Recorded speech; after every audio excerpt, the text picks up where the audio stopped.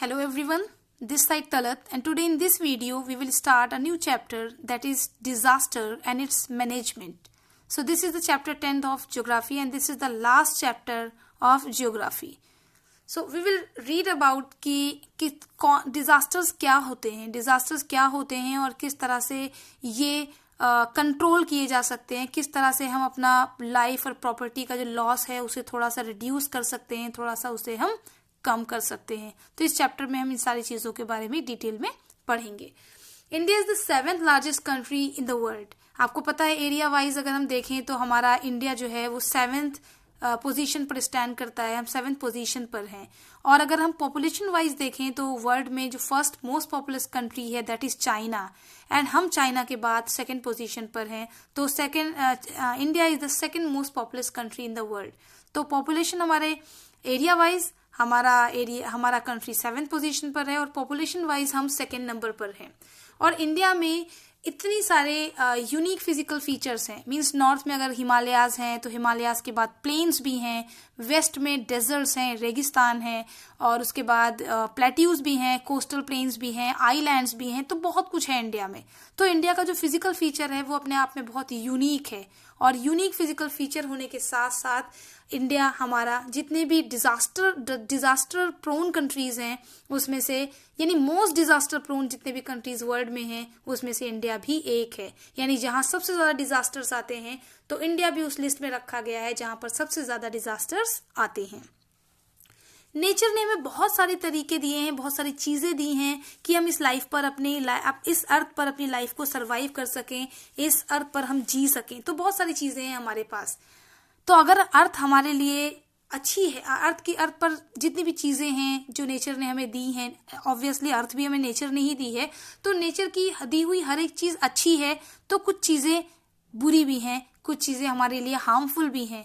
Means nature हमारे लिए destruction का बिगेस्ट सोर्स भी है. यानी अगर जितनी भी चीजें हमारी अर्थ पर तबाह हो रही हैं, बर्बाद हो रही हैं, तो सिर्फ ह्यूमन की वजह से नहीं हो रही हैं, बल्कि इसमें से नेचर भी रिस्पॉन्सिबल है उस डिस्ट्रक्शन के लिए.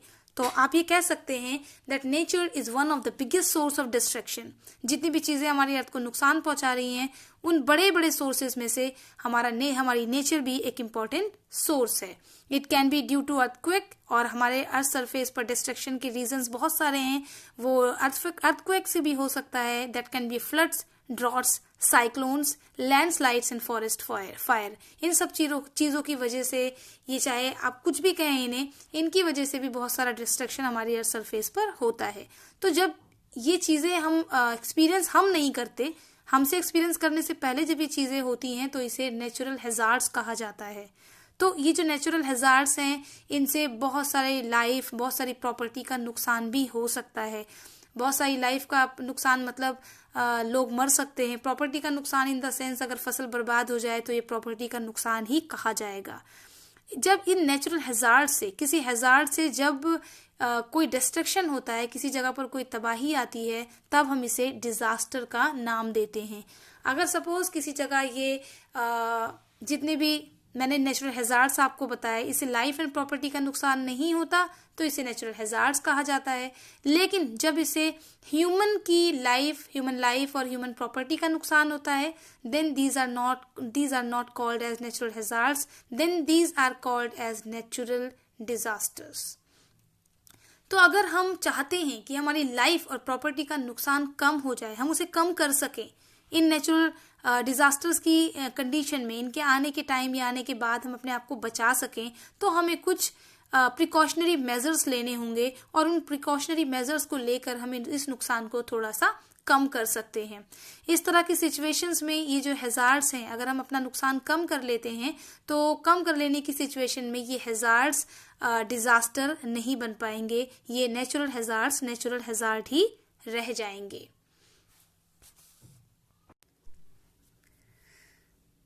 जब कभी नेचुरल डिजास्टर्स आते हैं तो community is always the first to provide help. यानी कम्युनिटी हमारी सबसे पहले मानी जाती है जो आसपास डिजास्टर्स में अफेक्टेड लोगों की मदद कर सकती है। यंग स्टूडेंट्स हमारी कम्युनिटी का सबसे इम्पॉर्टेंट पार्ट माने जाते हैं कि वो हेल्प कर सकते हैं। तो यंग स्टूडेंट्स को इस तरह की जो सिचुएशंस हैं, कहीं डिजास्टर्स आ जाते हैं, फ्लड है, अर्थक्वेक है, ऐसी कंडीशंस में उन्हें एक इम्पॉर्टेंट रोल होता है। उन्हें एक्टिवली प्ले करना चाहिए, मतलब वो एक्टिवली उन्हें पार्टिसिपेट करना चाहिए और लोगों को हेल्प करनी चाहिए। इसके लिए उन्हें क्या चाहिए? इसके लिए उन्हें एक प्रॉपर ट्रेनिंग की ज़रूरत है कि उन्हें पता हो कि किस तरह से हेल्प करनी है, और दूसरी चीज़ उनके अंदर इस हेल्प को करने की इच्छा भी होनी चाहिए। अगर वो सोचेंगे नहीं कि मुझे मदद करनी है, तो चाहे जितनी भी ट्रेनिंग दे दी जाए वो किसी की मदद नहीं कर पाएंगे।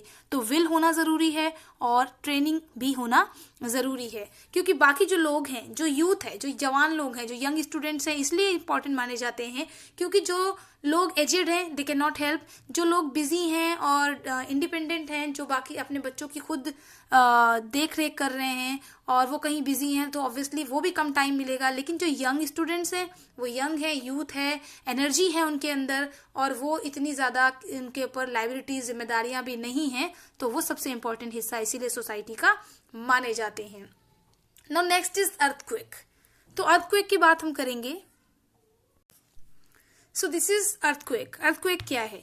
कई बार हमारी अर्थ क्रस्ट के नीचे अचानक जो सडन मूवमेंट होता है, उस सडन मूवमेंट की वजह से, जो हमारी अर्थ के नीचे जो सडन मूवमेंट होता है, उसकी वजह से हमारी अर्थ सरफेस या उसके कई बार कुछ हिस्सों पर वाइब्रेशन महसूस होता है, या वो पार्ट वाइब्रेशन के अलावा उसमें शेकिंग होती है, वो पार्ट हिल जाते हैं।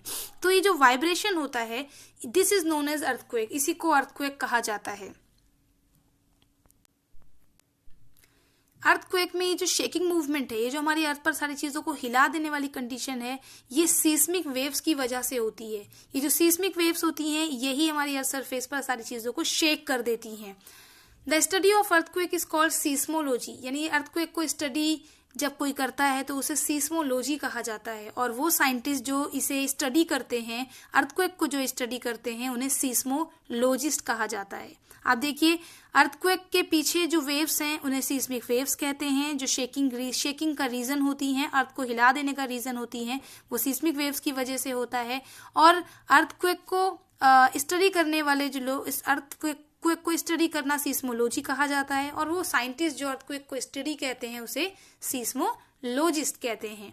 वो जगह, एक पर्टिकुलर वो जगह अर्थ सरफेस के नीचे की जगह जहां पर अर्थ सरफेस के नीचे की जगह जहां पर अर्थक्वेक ओरिजिन होते हैं, शुरुआत होती है, उन्हें फोकस कहा जाता है। तो ये बात हुई अर्थ सरफेस के नीचे की। अर्थ सरफेस के जस्ट ऊपर वो जगह जो फोकस के जस्ट ऊपर जगह होती है, उसे एपिसेंटर कहा जाता है, और वही वो जगह होती है जहां पर अर्थक्वेक की जो इंटेंसिटी होती है वो सबसे ज्यादा स्ट्रांग होती है। सबसे स्ट्रांगेस्ट इंटेंसिटी वहीं पर महसूस की जाती है। यानी अर्थ सरफेस के नीचे फोकस वाली जगह से बिल्कुल ठीक ऊपर वाला जो पार्ट, अर्थ सरफेस के बाहर वाला जो पार्ट है, उसे एपिसेंटर कहते हैं, और वो जगह सबसे ज्यादा खतरनाक होती है उस टाइम पर जब अर्थक्वेक्स आते हैं।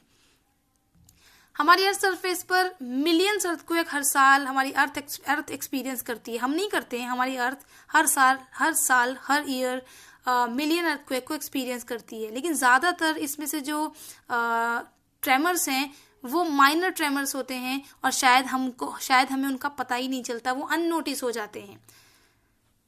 एक ऐसा इंस्ट्रूमेंट, यानी हमें कैसे पता चलता है कि अर्थक्वेक की इंटेंसिटी ज्यादा थी या कम थी? तो एक ऐसा इंस्ट्रूमेंट है, एक सेंसिटिव इंस्ट्रूमेंट है, जो हमें अर्थक्वेक को डिटेक्ट करके बताता है कि वो कम था या ज्यादा था। उस इंस्ट्रूमेंट को सीस्मोग्राफ कहते हैं। अगेन देखिए, seismic wave, seismology, seismologist and seismograph. Instrument का नाम सीस्मोग्राफ है। तो ये सेंसिटिव इंस्ट्रूमेंट है जो हमें अर्थक्वेक की अकरेंस को बताता है, उसे डिटेक्ट करता है और बताता है कि अर्थक्वेक आया था और उसकी इंटेंसिटी क्या थी। तो अर्थक्वेक की इंटेंसिटी को मेजर करने के लिए एक इंस्ट्रूमेंट यूज किया जाता है, that is known as Richter scale. यानी उस रिक्टर स्केल से हमें पता चलता है कि अर्थक्वेक के आने की इंटेंसिटी क्या रही। तो रिक्टर स्केल पर 0 से लेकर 9 तक नंबर्स दिए हुए होते हैं, और हर बार अगर एक नंबर बढ़ जाता है तो एक नंबर बढ़ जाने का मतलब है कि 10 टाइम्स ज्यादा इंटेंसिटी हो चुकी है। अगर 6 है, 6 के बाद 7 आया है, तो ये 7 एक नंबर का स्किप नहीं है, बल्कि ये पहले से 10 टाइम्स ज्यादा माना जाएगा। एक्चुअली अर्थक्वेक की अकरेंस को प्रेडिक्ट करना बहुत मुश्किल है, क्योंकि ये अर्थक्वेक जब भी आता है सडनली आ जाता है। और जो अर्थक्वेक की वायलेंट जितने भी अर्थक्वेक होते हैं वो सारे अर्थक्वेक काफ़ी डिस्ट्रक्टिव होते हैं, यानी उनसे काफ़ी नुकसान पहुंचता है। वायलेंट का मतलब इंटेंसिटी जितनी ज़्यादा होगी अर्थक्वेक को उतना वायलेंट माना जाता है, और जितना वायलेंट अर्थक्वेक होता है डिस्ट्रक्शन उससे उतना ही ज़्यादा होता है, उससे लाइफ एंड प्रॉपर्टी का काफ़ी नुकसान होता है।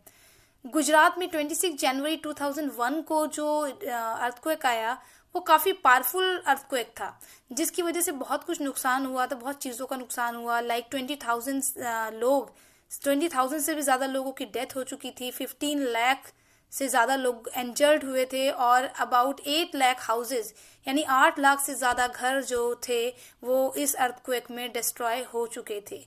तो हम ये मान सकते हैं कि अर्थक्वेक हमेशा से ही अपने नेचर में डिस्ट्रक्टिव रहे हैं। अगर ये कम है, इंटेंसिटी कम है तो नुकसान कम होगा, इंटेंसिटी जितनी ज़्यादा बढ़ती जाती है नुकसान उतना ज़्यादा बढ़ता जाता है। Himalaya region in the northern part of India is earthquake prone, यानी अर्थक्वेक प्रोन यानी वो जगह हिमालय नदर्न इंडिया का नदर्न पार्ट जो है जहाँ पर हिमालयाज हैं वो जगह ऐसी मानी जाती है जहाँ पर अर्थक्वेक की पॉसिबिलिटीज ज़्यादा है। तो ये मान सकते हैं बाकी इंडिया में जितने भी अर्थक्वेक आते होंगे ये इसके कंपैरेटिवली कम आते होंगे। Next is precaution against earthquake. हमें जब कभी अर्थक्वेक आए तो हमें किस तरह के प्रिकॉशंस लेने चाहिए। सबसे पहले अगर हमें पता चल जाता है कि अर्थक्वेक आ रहा है तो हमें अपना घर या स्कूल की बिल्डिंग से बाहर निकलकर खुली जगह में खड़े हो जाना चाहिए। और दूसरा, चोट लग जाए तो ऐसी कंडीशन में हमें बेसिक फर्स्ट एड फंक्शंस का पता होना चाहिए कि किस तरह से हमें लोगों की हेल्प करनी है। घर के अंदर हैं तो विंडोज के पास, बुक केसेस, मिरर्स के पास, हैंगिंग पॉट्स और फैन वगैरह के आसपास हमें खड़े नहीं होना चाहिए। ना तो अर्थक्वेक आने के टाइम, ना ही अर्थक्वेक आने के फौरन बाद ही हमें ऐसा कुछ करना चाहिए। अगर हम एक बिल्डिंग में फंसे हुए हैं तो घर में इंटीरियर वॉल, जो अंदर की तरफ जितनी भी वॉल्स हैं उनके पास रहें, और अपने सर को अपने दोनों हाथों से हमें बचाकर रखना चाहिए। और अर्थक्वेक आने की कंडीशन में हमें लिफ्ट को बिल्कुल भी यूज नहीं करना चाहिए। अगर आप बाहर हैं अर्थक्वेक आने की टाइम पर तो जितनी भी ऐसी चीज़ें हैं जैसे कि ट्रीज हैं, साइन बोर्ड्स हैं, बिल्डिंग्स हैं, पोल्स हैं, इलेक्ट्रिक वायर्स हैं, इनसे हमें दूर रहना चाहिए, इनके पास नहीं खड़े होना चाहिए। सपोज अगर अर्थक्वेक की कंडीशन में ये उखड़ जाते हैं, ज़मीन से गिर जाते हैं निकल कर, तो उसके पास अगर हम होंगे तो ऑब्वियसली ये चीज़ें हम पर गिर जाएंगी। Do not sit inside a car और ए बस। अगर आप घर के बाहर हैं तो कार या बस के अंदर भी अर्थक्वेक के टाइम पर ना रहें। अगर आप अर्थक्वेक के टाइम पर थिएटर हॉल, स्टेडियम या ऑडिटोरियम के अंदर हैं तो पैनिक ना करें और आराम से उसके अंदर ही रहें, लेकिन हाँ इंटीरियर वॉल के पास रहें और अपने सर को अपने दोनों हाथों से बचाएं। Next is cyclone, so this we will start in next video. Till then take care, bye bye, do keep watching my videos and thank you.